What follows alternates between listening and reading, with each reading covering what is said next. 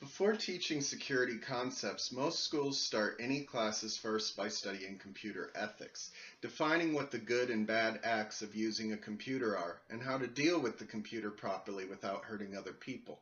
Also, how to deal with conflicting ethics, personal wants and needs, demands later in your career, when choices aren't so clear, and to approach the knowledge and power that today's IT professionals are trusted with in a way that, if you have the interest, can bring positive opportunities to you and your school.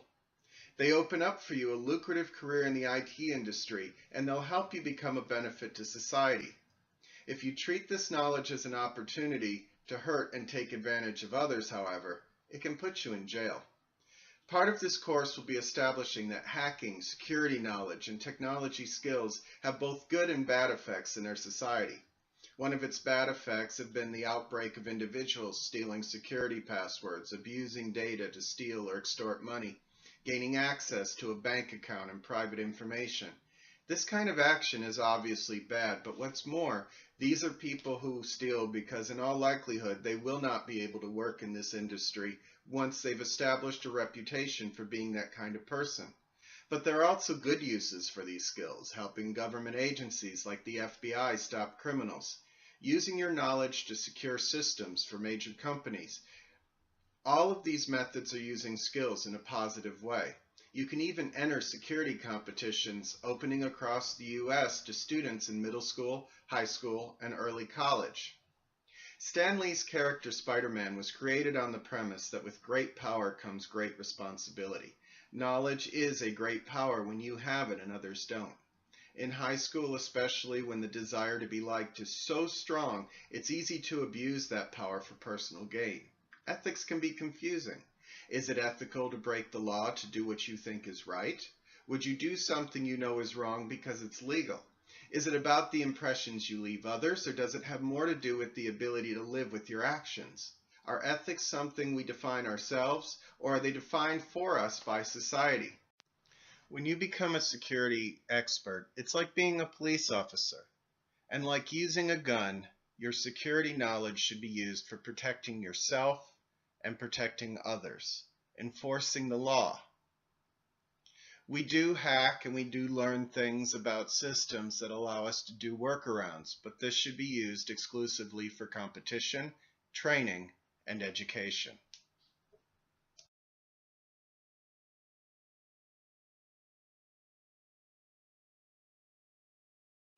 We have different ethical rules that govern our behavior. For example, virtue ethics. These are our basic sense of what is right or wrong as it pertains to your organization and to your own culture. Why should others believe in you if you don't seem to act in a way that is moralistic or fair? This isn't just a case of doing something we know is wrong as a culture, for instance, stealing equipment. It can also be simpler things. As an admin, you have an administrator account. You've instructed all of your users to log in with a regular account and only use special accounts for special purposes. If you're always logging in as admin for convenience, what does that say to other employees who abide by the rules?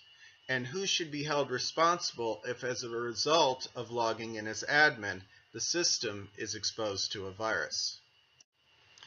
Duty ethics are your own code of ethics and beliefs that came from how you were raised.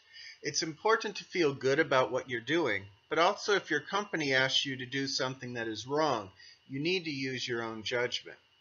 It is your obligation to inform them or not, because even if they ask you to, the responsibility for doing it may still fall on you.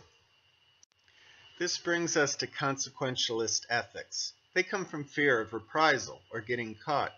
The consequences for getting caught in amoral acts in technology can often mean not getting a job later, being overlooked for promotions now, or even immediate termination.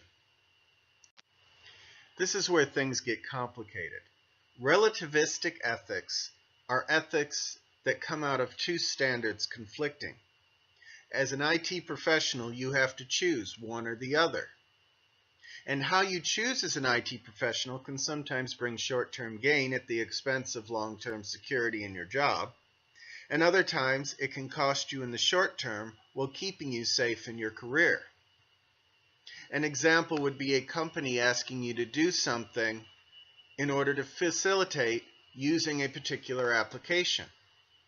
You know that by opening up that application, you could create security risks, or that you could leak vital information about your clients.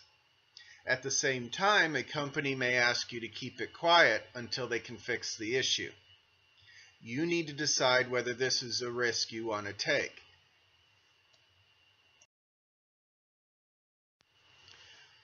We often have to use justification to override our ethical priorities and compromise when dealing with conflicting ethics. Everyone has a personal understanding of right from wrong. Unethical behavior occurs when we have conflicting needs, conflicting ethics, and as a result choose to act upon those in a matter or priority that is not in line with society, the company, or ourselves. As IT professionals, we have to prioritize ethical behavior.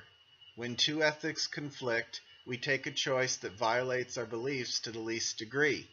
When our needs and demands are limited by ethics, we generally choose the option that is least punitive.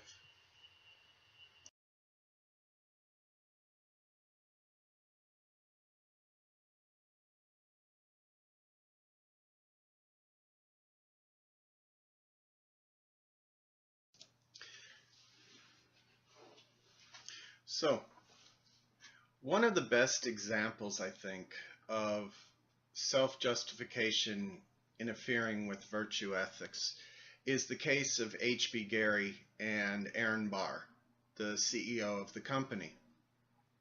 He's most well known for the fact of declaring a personal vendetta against the hacker group Anonymous. For those that don't know, Anonymous was a loosely knit group of hackers, and Aaron Barr had it in his mind that it was not just a bunch of people that were upset with the government, but individuals who were organizing the movement. And he used social engineering and hacking himself to try and track down these individuals. He had a government contract, and he assured them that he would be able to find these people. He used Facebook, chat engines, and he ended up coming up with a lot of names that he thought he could fairly reliably link back to the Anonymous group. He also came up with a lot of names that questionably did not belong to the Anonymous group, which raised the attention of Anonymous because not only was he outing them, but he was doing exactly what they were trying to protest, which is essentially overreach on the part of the government in trying to track down people committing security crimes, which it really included illegal downloading, things like that, crimes for which a lot of people were getting incredibly high fines, what many would consider prohibitively large fines, more than you would get for, say, killing someone. And so what ended up happening as a result of this is he was attacked by Anonymous. But it wasn't so much that he was attacked, but the security violations that they were able to exploit. Things like not encrypting his data correctly, using common passwords, not changing passwords when he was supposed to, or setting them not to expire. Because he did not adhere himself to the same standard that he was expecting his employees to adhere to, it wasn't just an issue of being hacked by Anonymous, but it being revealed that he was not acting in a professional manner. He was not doing things which put the security of his company first. So while he was able to make a dent into the Anonymous group, and some would questionably say accomplish what he intended to do, it also largely sullied his own career, and he was removed from HBGary as a result because he could no longer establish himself as a professional. People no longer took him seriously.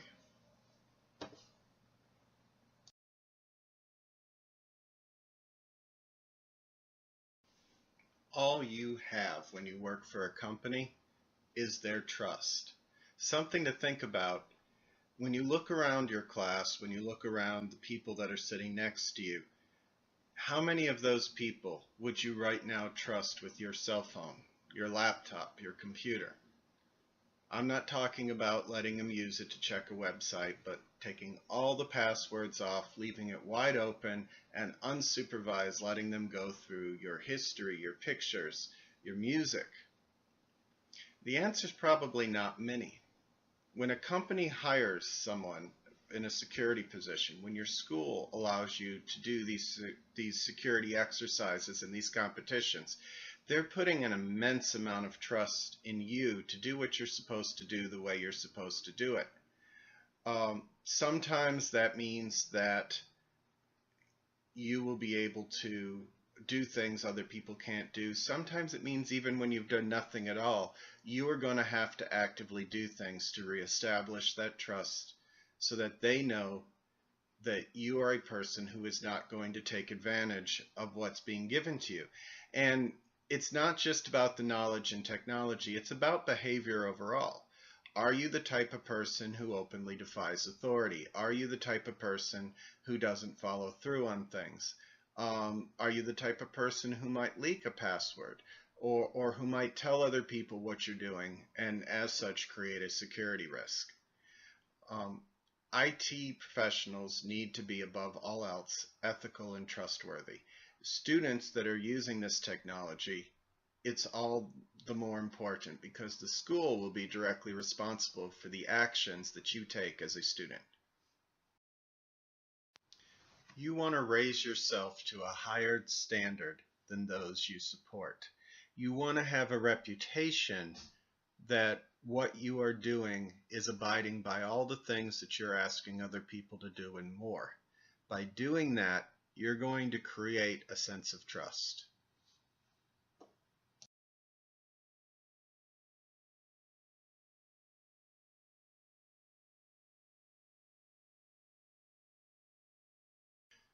There are so many examples that I could give you where ethics and technology have conflicted. Cases of fairly minor offenses resulting in people getting massive jail time, and cases of people committing things which would seem very severe and getting away with it. Really, it is not your job to give justification as to what you do or do not think is a problem. You need to always be on your best behavior. You need to always try and do things to the best of your ability, in the most ethical way possible. This is because of the impression that you leave others. It's also because of the consequences that can come even if what you're doing seems fairly innocuous as a result of what you've done. I think one of the best examples is the one of Kevin Mitnick. Kevin Mitnick now works as a security expert. He's probably known as one of the most famous hackers in history because when he's first. You know, he's one of the first people that really posed these questions about the need for cybersecurity. And in that regard, he's been raised up. His life is quite often used as a template for many of the hackers that we see on the news or in the movies or in TV shows. But Kevin Mitnick started his career not as a cyber criminal or super hacker, but as a clever kid with a knack for understanding and manipulating systems. He took advantage of loopholes in the transit system. You know, he looked at the bus tickets and he realized that by getting bus tickets out of the trash, he could punch extra holes in them and ride for free. He got free calls by accessing the phone company computer systems with information he gained through social engineering. Was that hacking? Yes. His reasoning was probably that these crimes were largely victimless. That his abuse of these systems, while they were little cost to the companies, benefited him greatly. But Kevin Mitnick went to jail. Right or wrong, the part that you need to take from this is that he was deprived of his personal freedom for 5 years. and for 4.5 years locked in solitary confinement. The most competitive years of his life in the IT industry were spent in jail. And even though what he did may not have had a huge impact on people at the time, he was presented to the courts as somebody who could launch nuclear missiles by whistling into the phone. Fear is a powerful tool. And when you have the ability to get into people's data, there is an element of fear there. It's your responsibility to have the people skills and the ethical standards to establish in others the impression that you're trustworthy. So let's talk about why ethics are important. See, the misuse and mismanagement of technology can carry fines for both the IT professional, but also for the organization. Organizations are about reducing risk, and even the potential or simple belief of unethical behavior can have serious consequences. There are legal and punitive repercussions. Criminal intent in technology can carry some of the highest penalties relative to the nature of the crime of any offense in the U.S., especially when these activities are considered terrorist activities. Also, there's damage to reputation, because as information becomes more readily available, it becomes harder to overcome a reputation of unethical or criminal behavior when you go to future jobs. There's trust between IT staff and management, which is critical to being able to effectively manage your IT infrastructure. If you violate that trust, then they will not allow you to do what you need to do, or they may block you from having administrative access to the systems that you need to secure the network. When something does go wrong, if you have a bad reputation, employers may interpret a simple mistake as incompetence, or worse, a direct attack on the company. You can be blacklisted from future employment. Something else you need to consider is when you break the rules, even minor rules, you set yourself up to be approached by others to also make exceptions for them. If you're taking computers home that aren't supposed to be taken home, how can you tell people that they themselves can't? You need to have a reputation for being the type of person who sets a rule and abides by it.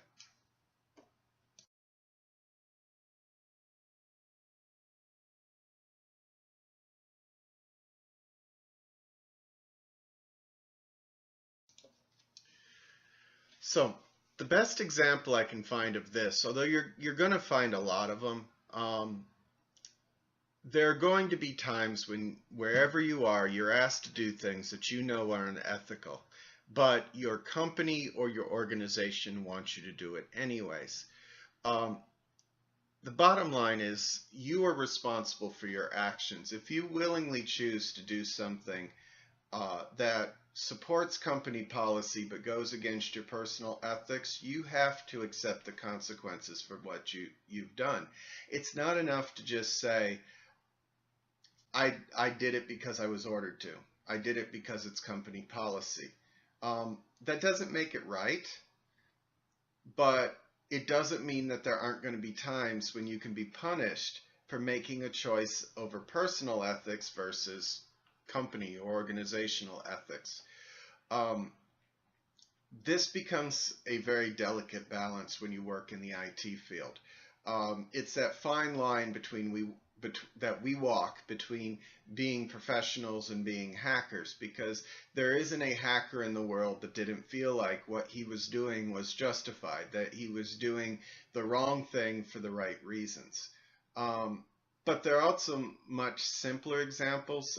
One of the places that I worked for fairly early in my career, I was brought in to examine the computer of an employee who was doing what we would commonly call today photoshopping. He was putting other people on staff in compromising positions, and not in a funny way, but in the intention of discrediting them, with the intention of manipulating them and extorting them. And like I said, this was fairly early in my career. In today's day and age, there would be an assumption that something was photoshopped, but it was fairly uncommon at this time. And I was able to go into his machine and reconstruct the history and provide the lawyer with timestamps of everything that he had done, what applications he had run, when he had done it, that it was in fact during company time and on company machines. And when I presented all of this to the lawyer, he chose to resign rather than be brought up on charges.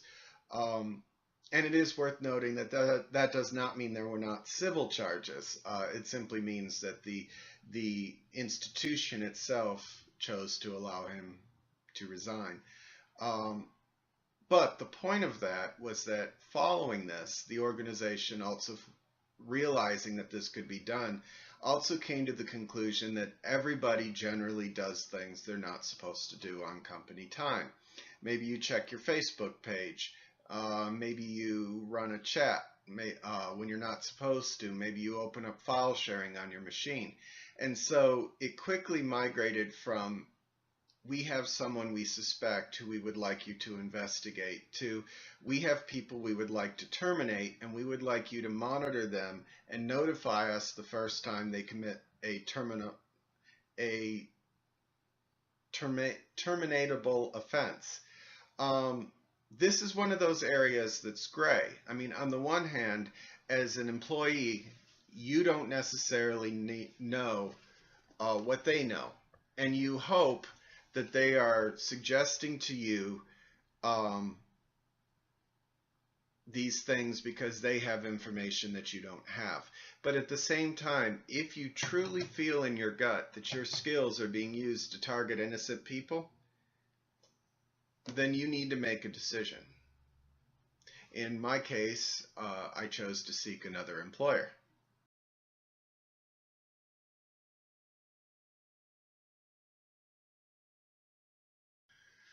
So let's think about another side of the whole issue of your company asks you to do something you're not comfortable with.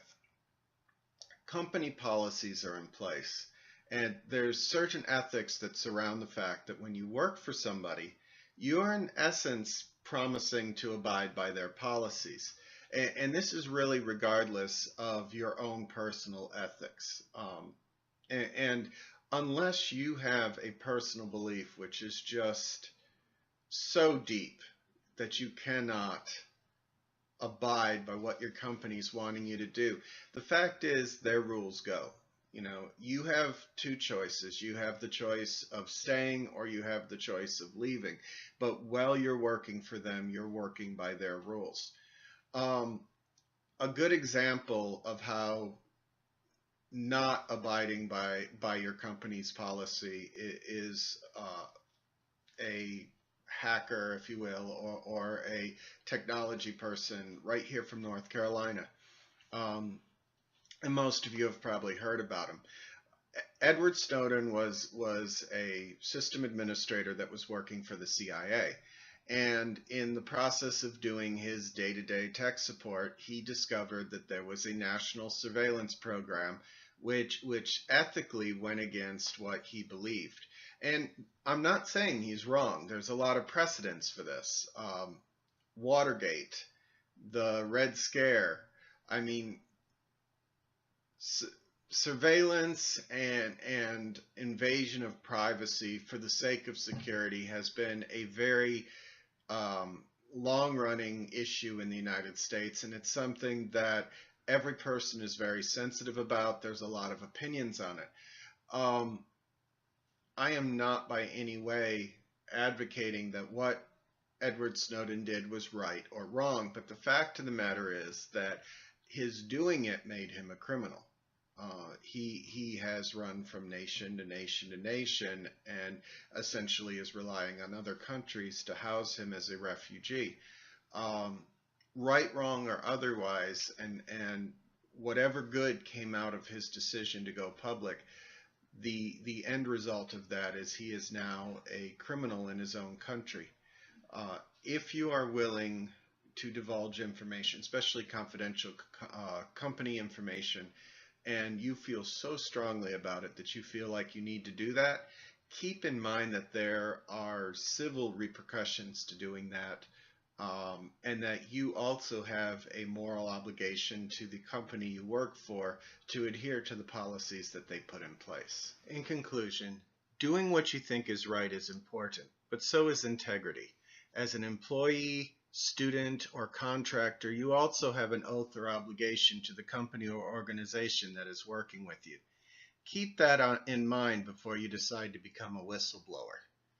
Personal ethics and beliefs are important. I'm not saying they're not. You may want to quit over a conflict in belief. After all, what you do, you are responsible for. And also for this reason, document what you do. There will be times you have to prove to others that you have acted in an ethical manner, or at the very least, did what you were told. But when you are weighing consequences, always weigh it as in the worst case scenario. Don't make an ethical decision on the premise that you probably won't get caught. And if you're in part of a training program, when in doubt, you can ask your instructor.